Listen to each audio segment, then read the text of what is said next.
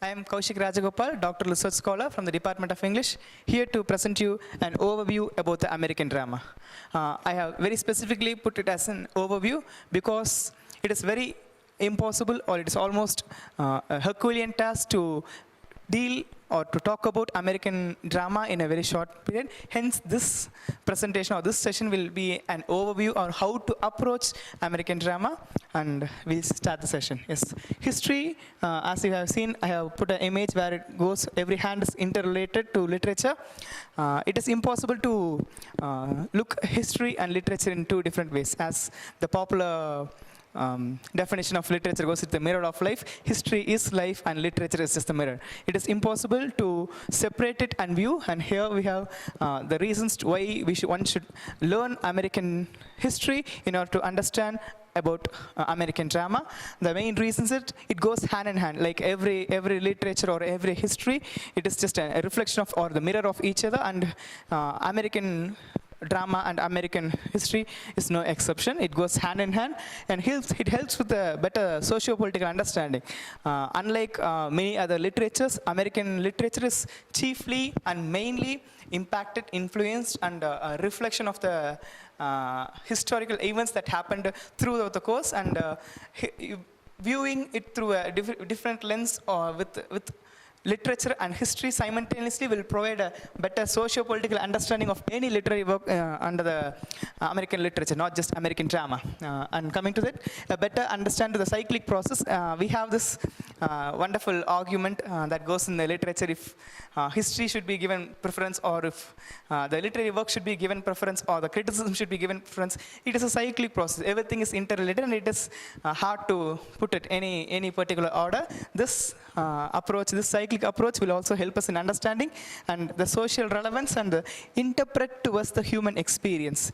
The reason why I am starting with the history of American culture or the American nation is to we'll come across a lot of wars that happened during the American age or the American independence time. But what we fail to realize is history teaches us only the records of the events. It does not tell us the human experience. History might tell us the number of wars that took place, the number of people that died, the number of colonies that were destroyed. But what it fails us is they don't teach us what is the experience to go through all the trauma, to go through all that war, to go through all the changes. It is only a literary work that can take us through all the experiences and emotions. And that is why reading US history before getting into US drama or American drama is very important. Yes, what are the major events that happened during the birth, or that led to the birth of America as a nation? Yes, we can very well see that the colonial settlement started in the 1600s, and it went on to 1763. America was a newfound land, and we all know how it was misinterpreted to be India, and people went there, and thus people from other countries started to colonize America, and America became a newfound colony, or the New England, one might say, and how it influenced in the shaping of American literature. That can be very well traced out, and that led to the American Revolution between 1763 to 1783, which after 1776 was the independence of America, and how it began as a new nation, and the expansion after it from 1815 to 1890. And as cyclic process, as everything that goes around comes around, again there was civil war and reconstruction that was happening through the American colonies from 1861 to 1877, and the rise of industrial America. This is where America emerged as a superpower, and this plays a very vital role in understanding American literature and especially American drama, which will be discussed while we go through the other slides. And from the progressive era to the new era, which paved a very wide area for people of literature to explore, to write, to enjoy, and to bring to light what was happening in and around the world from the 20th century. The US history, as we saw it in the earlier slides, the US history, or the country America is shaped by number of wars: the independence war, the race war, the ethnic war, the war among itself, the civil war, the economic war. A country that is shaped by wars is a country that needs to be discussed a lot, and America is no different to it. The earlier slide we showed only about the harsh realities that was happening through the time, and this is the themes that we can profoundly found in all through the ages. The themes that is more relevant or more prominent during the US history is the national identity. As I was saying, it was a newfound land, and national identity or self-identity or identity was a major crisis during the formation of the country called America, and also with the literature, which will also be discussed a little later. Work, exchange, and technology. America became a superpower only because of the technological development and the industrial revolution it went through, and this is one of the main reason for America to become a superpower in literature and also as a country in the world today. Migration and settlement. This is a never-ending discussion when it comes to American literature. Even today we face, or the whole world faces, the problem with migration and settlement, and if it is right or wrong, or one should take it or not. It is very debatable, and literature answers through a lot of genres and works regarding the migration and settlement. The politics and power, American in the world, the American identity, or there is a wonderful theory that goes along with the Americans called as a Big Brother complex, and that is very evident from these words, American in the world. When we look at any literary work of America, or when we look at any movies that come out of America, it is always portrayed in a way that the Americans only will come to save the world, or alien invasion or a zombie attack or anything for that matters. It starts with America and it ends with America. This is traced back to this particular point in the US theme that is called as the American in the world, which suggests that they suffer or they are influenced by this Big Brother complex, where they need to put in the effort to save the world, and they are the savior of the world. And which is obvious when one nation goes through all this and becomes the superpower of a world. Geography and environment, which is also very debatable because the topic of diaspora, the topic of immigration, the race problems or the settlement problems, all this is very common during each era that we focused on in the earlier slide, and this is one of the main reasons: geography and environment, and culture and society.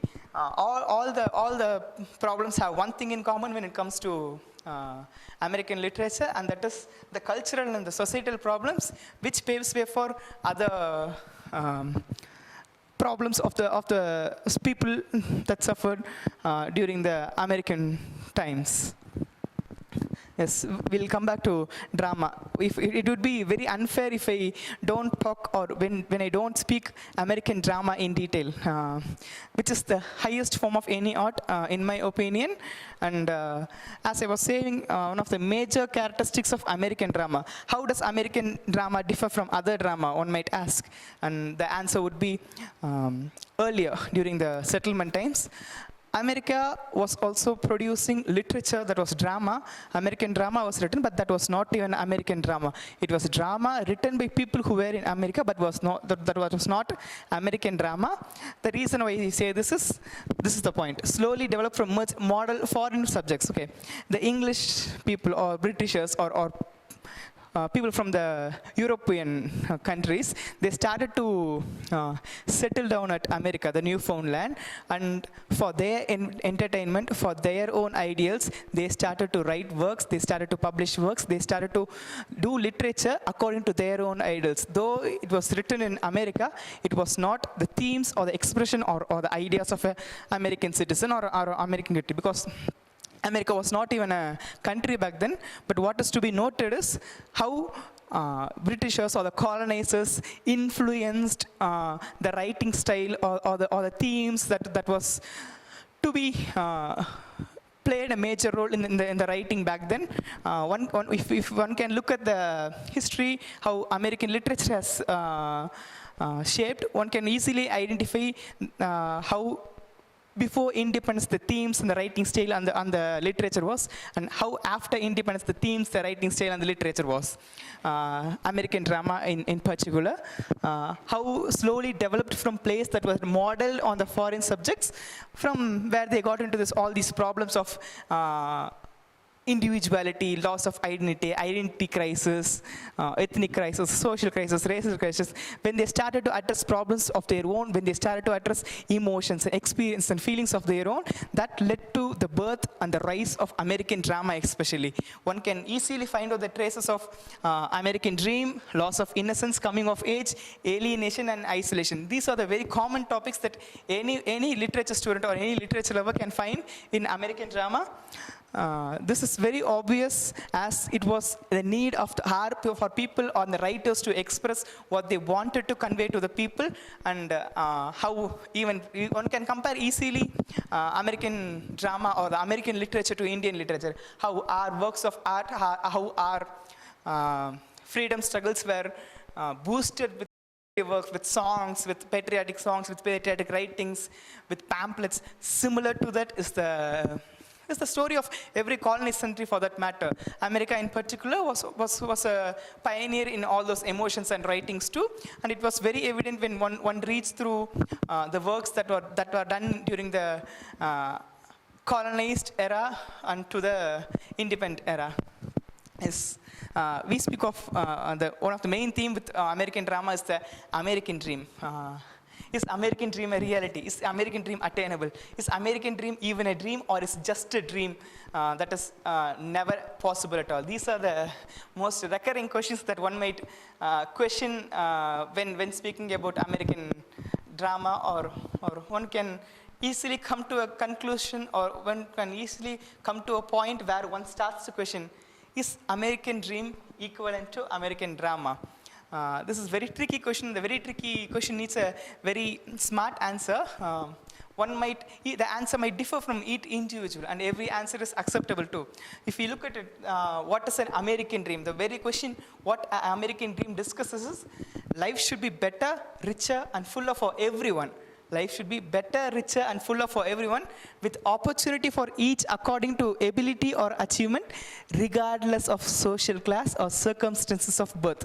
And the key words to take away from this American dream, or this definition of American dream, is life should be better, richer, fuller for everyone.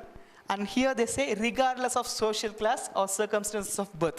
This is one of the most accepted and most celebrated definition, or the defining moment for American dream.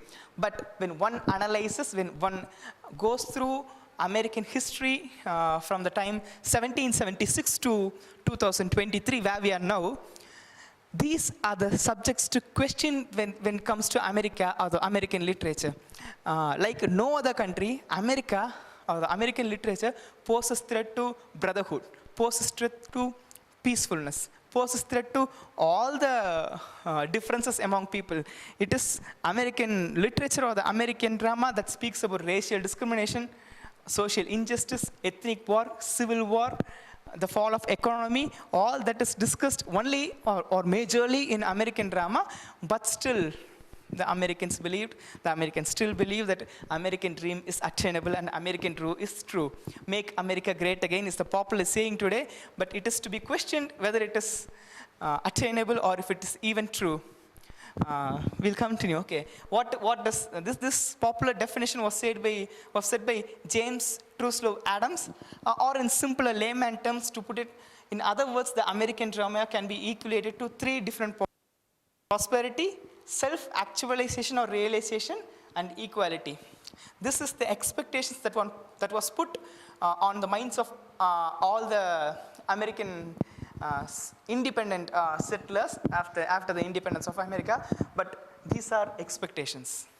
Are they reality? That one might question. What drama and what literature and what history answers is, the reality is, if you could look at this picture, it will clearly depict the reality of the American dream and how possible it is. Here you can see a bridge and people walking through bridge, but that is damaged to a great extent. You see people walking with different gaps, with different problems, with different baggages. Here you can see a very posh man reaching that goal in a very easy way, whereas the next to them is a family carrying a child, a bit apart. As they cross, the bridge starts to fall apart here. As we move further down the line, it gets worse and worse, which inevitably says this better, richer, fuller life. Is it possible? Is it reality? We don't want to answer. The picture answers itself. This is what American drama has taught us. This is what American drama has made it evident through the time. But still, there is hope, there is time, and there is belief that American dream is attainable. But when we start to question the authenticity of American dream, the American dream is more or less a political statement that is used to lure away the votes, or that is used to spur particular people against a particular community. This is all a very political statement, as discussed by a lot of dramatists during the plays, and not just by me. This is the prominent themes that are prevalent in American drama from that time to this time. It is very easy if one divides it into three different timelines and observes it: the pre-colonial or the colonial era, or the pre-independent America. That is from when people started to move to the Newfoundland and settle. Then it was majorly up to 1776, which was the year America got its freedom. Up to 1776, the dramas were majorly focusing on British ideals and value for entertainment. People settled there, people left England and other European countries and went to America only to while away the time, only to pass time, only to enjoy a lesser occupied city, a lesser occupied town, a lesser occupied land, which had so much of nourishment to be enjoyed. And this, or the works written during this time will show only the British ideals or the value for entertainment, or the colonial ideas and slavery. Okay, one cannot be without mentioning slavery when we speak about American literature and drama.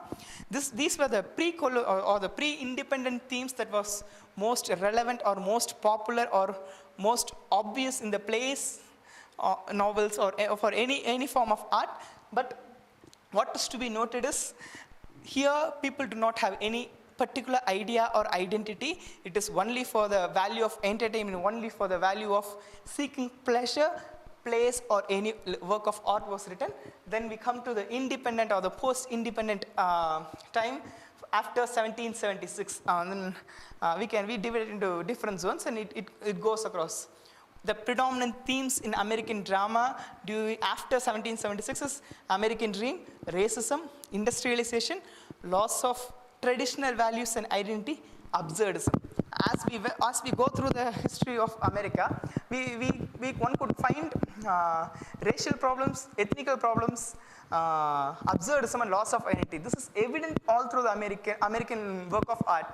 One can argue that there can be no other pessimistic art form when compared to American drama. But what is to be noted is, it is one of the most flourishing or the flourished literature of any colonized country. There is no literature greater than American literature, and it is because of the varied sense of writers and the varied sense of values it possessed.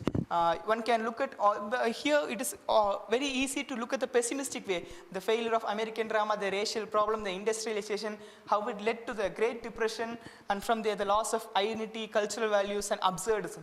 Absurdism is a key concept when we speak about American drama. The reason is, when someone goes through a lot of turmoil and trouble and traumas, it is very natural to lose hold of things, hold of a grip and the meaning of it, and that resulted in absurdism, which is very obvious when we go through different art forms in America, where people would seem lost of hope, lost of any grip over life, and that is what led to absurdist drama becoming a huge sensation during the post-independent era. And when I say contemporary, I would like to include times from the 20th century and the 21st century. The reason why I said America is one of the greatest country to produce a wonderful literature in English is, it is only American literature that spoke a great deal about redemption. Okay, we can come to these parts later. We'll deal with this gender equality. There is no country or there is no art or there's no art form that spoke the importance of women writers or the women artists like the American history. American dramatists play a huge role in the coming of age dramas or speaking about gender studies.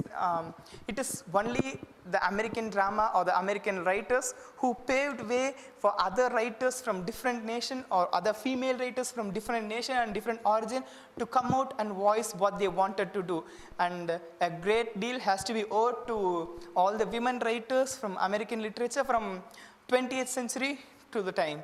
Another main themes that were more common is coming of age, redemption, good versus evil, and roots. When I say roots, it is going back to the ethnicity. We have a whole history of dealing with ethnical problems in America, and this is the time, or the contemporary time, in the 20th century and the 21st century, it's the time when people started to accept people for what they truly are and not they wanted someone else to be, and that is very obvious with the contemporary literature that we can go through. That will speak about the good versus evil that was prevailing from the time of independence or the time before independence, and it is only during these 2 centuries that came to a greater position and people were able to move away from their preconceived notions to redemption and coming of age, which is all a very common thing. American dramatists. It is very difficult to narrow down the list to these many, or these little quantity of writers, because American drama is one of the most worked art forms by any researcher in this field today. The key writers or the prominent writers of the American are Arthur Miller, Tennessee Williams, Eugene O'Neill, who is considered as the father of American drama and expressionism, August Wilson, Thornton Wilder, Edward Albee, Lillian Hellman, Neil Simon, James Baldwin, Langston Hughes, George Abbott, Lorraine Hansberry, and Sam Shepard.